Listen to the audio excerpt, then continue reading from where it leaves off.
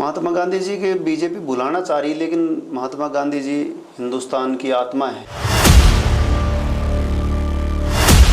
नमस्कार, मिशन सच नेटवर्क में आपका स्वागत है। मैं सोनू वशिष्ठ आज आपको खास मुलाकात में रूबरू कराने जा रही हूं प्रदेश कांग्रेस के सचिव बलराम यादव जी से। देश प्रदेश के हालात और कांग्रेस की वर्तमान राजनीति पर इनसे कुछ बातें करते हैं। सर, क्या आपको लगता है कि आज की राजनीति को देखते हुए महात्मा गांधी जी को भुलाने का कहीं ना कहीं प्रयास किया जा रहा है? जी, कहीं ना कहीं गोडसे की सरकार है। जहाँ भी आप देखेंगे बीजेपी के नेता और उनके भाषणों में गोडसे को अपना आइकॉन के रूप में झलकाते हैं। आरएसएस के कार्यालयों में गोडसे की तस्वीरें मिलती हैं।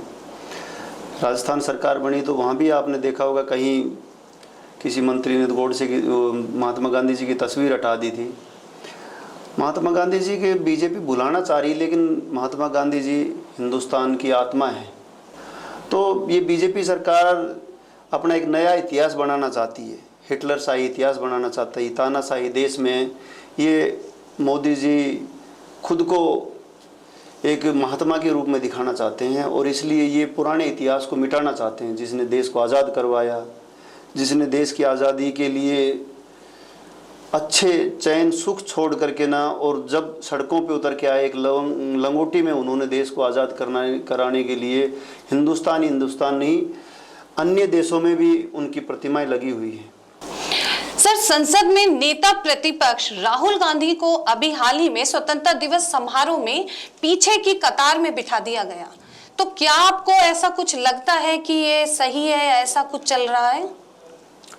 बिल्कुल, ये बहुत ही अपमानजनक बात है और उसका जवाब भी राहुल गांधी जी ने दिया है। जी सर।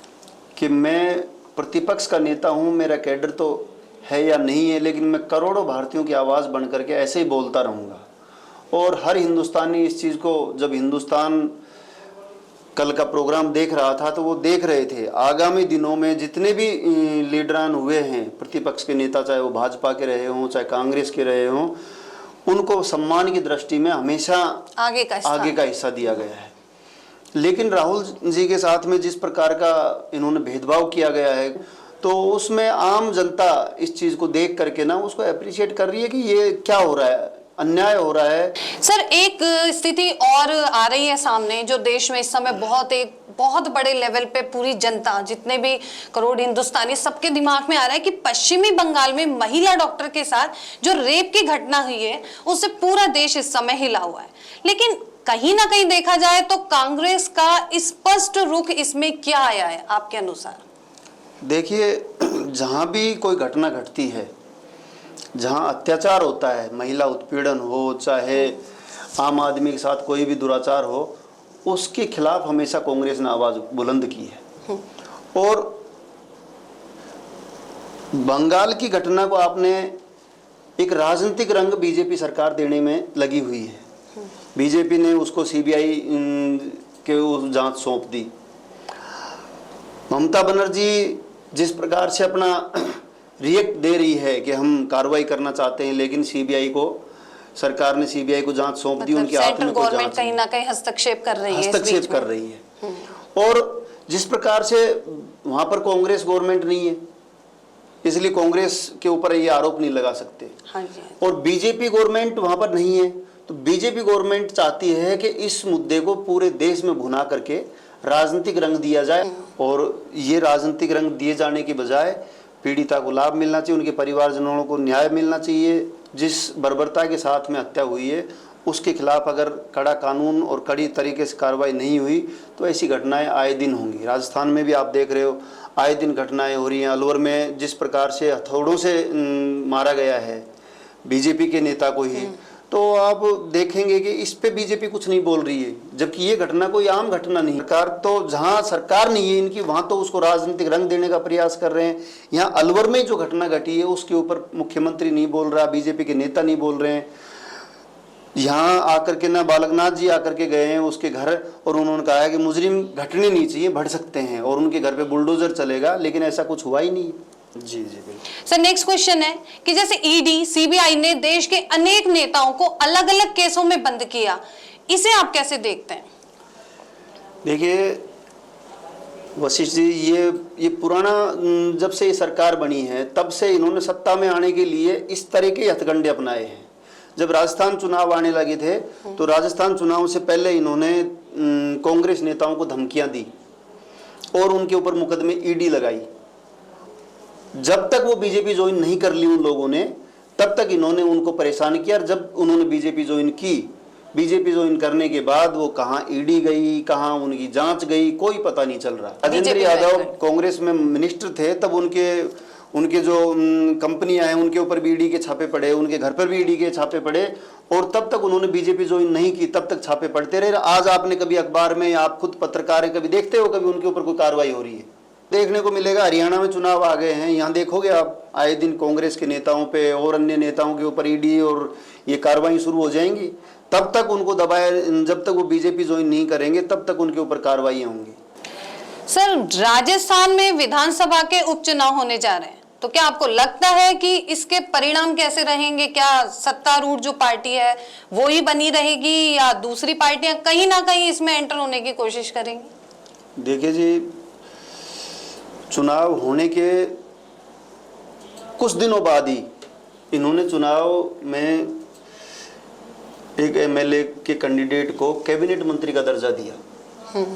राजस्थान में कांग्रेस गवर्नमेंट, बीजेपी गवर्नमेंट आते ही के साथ एक व्यक्ति को कैबिनेट का दर्जा दिया और उसके तुरंत बाद वहाँ चुनाव हुए और वो बड़े मार्जिन से चुनाव हारा बीजेपी का नेता। हाँ जी। कैबिनेट दर्जा उनके हाथ से चला गया। तो आप ये जनता को प्रलोभन देने का प्रयास करते हैं कि हमने आपका कैबिनेट मंत्री बना दिया तो आप इसको जिता दो, लेकिन जनता जानती है जनता के हाथों गलती हुई है। जिस कांग्रेस सरकार ने 25 लाख तक का मुफ्त इलाज दे रखा था, जिस कांग्रेस सरकार ने युवाओं को 3500 रुपये बेरोजगारी भत्ता दिया हुआ था, आपने अलवर में ही देखा होगा, कोई व्यक्ति बीमार भी होता तो सरकारी हॉस्पिटल में पहले 10 रुपये की पर्ची कटती थी, वो पर्ची भी काटनी बंद कर दी थी। मुफ्त जांच, मुफ्त इलाज, मुफ्त दवा दे रही थी गवर्नमेंट, और बीजेपी सरकार के झांसे में आकर के जनता ने फैसला ले लिया और वो सरकार बदल दी। और सरकार बदलने के कुछ महीने बाद ही जनता पछताने लगी और वो बीजेपी का जो कैबिनेट मंत्री बनाया था उसको जनता ने हरा दिया। आप देखेंगे कि राजस्थान की जनता जो उपचुनाव आ रहे हैं वहाँ कांग्रेस के प्रत्याशियों को पूर्ण बहुमत से जिताएगी और जिता करके बीजेपी सरकार के ऊपर एक मानसिक प्रेशर डेवलप करेगी कि आप सुधर जाओ, अच्छे काम करो, जनहित के काम करो, वरना हम अगली बार आप लोगों को सत्ता में नहीं बैठने देंगे। तब भी मौका लगेगा, तब भी झटका राजस्थान की जनता बीजेपी को देती रहेगी।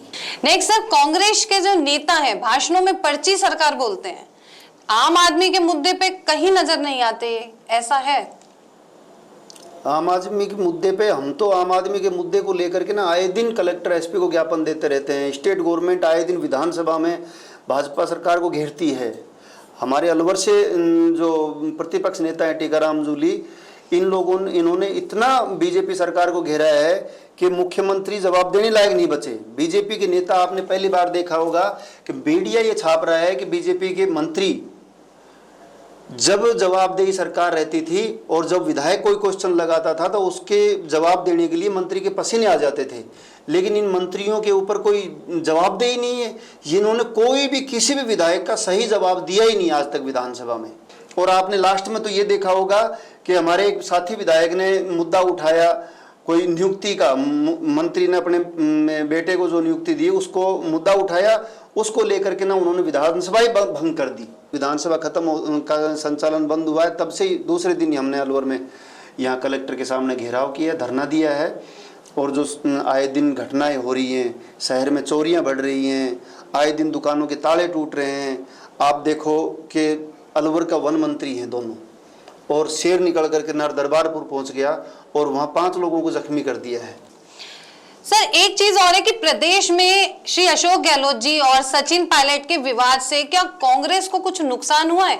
देखिए, जब भी घर में कोई कलह होता है तो उसका नुकसान तो होता है। सचिन पायलट जी बहुत लोकप्रिय नेता हैं।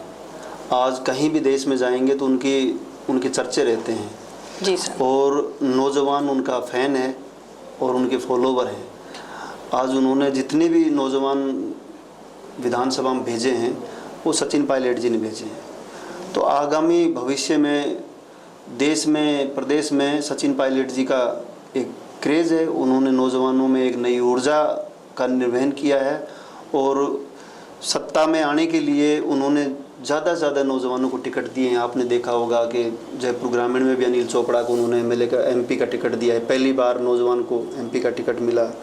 अलवर में भंवर जितेंद्र सिंह जी ने नौजवान को एमपी का टिकट दिया है। तो कांग्रेस में नौजवानों को अब परिवर्तन आकर के ना नौजवानों को ज़्यादा से ज़्यादा भागीदारी देने का प्रयास राहुल गांधी जी कर रहे हैं। बीजेपी में भी आप देख रहे होंगे कि एकदम एक मिनट में पर्ची दे करके वसुंधरा को हटा करके ना भजन लाल जी को। सर, कांग्रेस के जिला प्रमुख बने बलवीर छिल्लर लोकसभा चुनाव से पहले पाला बदलकर भाजपा में चले गए, तो आपको क्या लगता है, आप इसको किस नजरिए से देखेंगे? अभी आपने देखा होगा वो बीजेपी ज्वाइन तो कर ली, लेकिन बीजेपी ज्वाइन करने के बाद उनकी बात उनकी सीओ ही नहीं मान रही।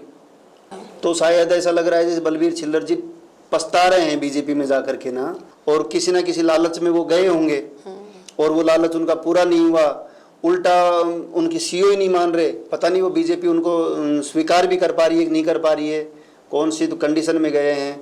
कई बार ऐसा होता है कि महत्वाकांक्षा होती है नेताओं की, उस महत्वाकांक्षा के तहत वो पार्टियां बदल लेते हैं और उन पार्टियों उसी बहकाव में बलवीर छिल्लर जी भी आ गए और उन्होंने उनको कांग्रेस पार्टी ने इतनी बड़ी जिम्मेदारी दी, जिले का प्रथम नागरिक बनाया, और उसके बाद वो जब ज़रूरत पड़ी तो वो पार्टी बदल गए। तो ऐसे में ऐसे व्यक्ति राजनीति में कभी स्टैंड नहीं कर पाते। सर, एक चीज और कि आप भी किशनगढ़ वास के टिकट मांग रहे थे, ऐसा सुना गया, टिकट है ना, तो क्या आपका टिकट कटने के कुछ कारण रहे थे क्या यहाँ से? देखिए जी, कारण तो हमेशा ही रहते हैं। मैं एक ये कह सकते हैं कि मैं कांग्रेस पार्टी का कैडर बेस नेता हूँ। मैं छात्र राजनीति से कांग्रेस में आया हूँ, एनएसयूआई का जिला अध्यक्ष रहा हूँ, यूथ कांग्रेस का जिला अध्यक्ष रहा हूँ, एनएसयूआई का प्रदेश महासचिव रहा हूँ, राजीव गांधी पंचायती राज संगठन जो बिल्कुल ग्रास रूट पे जाकर के पंचायती राज का ही काम करता है। और राजीव गांधी पंचायती राज संगठन ऐसा है कि जिसमें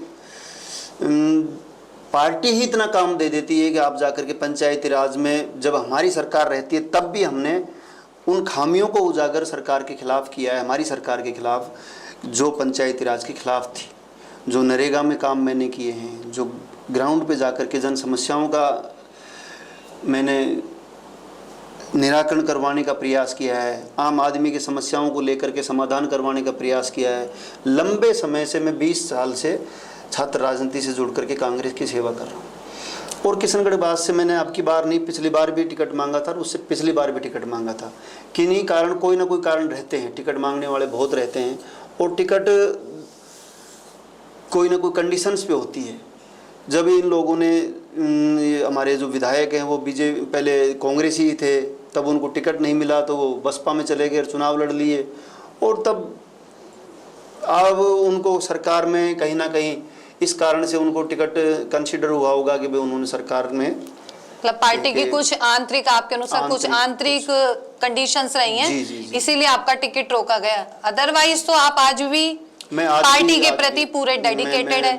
मैं पार्टी नहीं छोड़ रहा और मैं लंबे समय से पार्टी के, और पार्टियों को भी ये देखना चाहिए कि जो कैडर बेस वर्कर है, जो कांग्रेस की विचारधारा को लेकर के चलता है, उसकी पसंद का कैंडिडेट नहीं भी आए तो भी वो पार्टी नहीं छोड़ता है। तो ऐसे लोगों का पार्टी भी ध्यान रखती है और रखना भी चाहिए। मुझे भी उम्मीद है सर आपको प्राथमिकता मिलनी चाहिए। मैं भी कांग्रेस पार्टी से गुजारिश करूंगी कि सर आप इतने डेडिकेटेड हैं, कहीं ना कहीं आपको एक रिप्लेसमेंट होना चाहिए। का जरूर अनुसरण करेगी हमारी पार्टी और बिल्कुल सर, यही है, हम तो इस मंच से सर यही कह सकते हैं। खास मुलाकात में आज हमारे साथ थे प्रदेश कांग्रेस के सचिव बलराम यादव जी, जिन्होंने कहा कि भाजपा ईडी से कांग्रेस पार्टी के बड़े नेताओं को डराकर भाजपा में शामिल कर रही है। खास मुलाकात में नए मेहमान के साथ हम फिर मिलेंगे, तब तक के लिए दीजिए मुझे इजाजत। नमस्कार।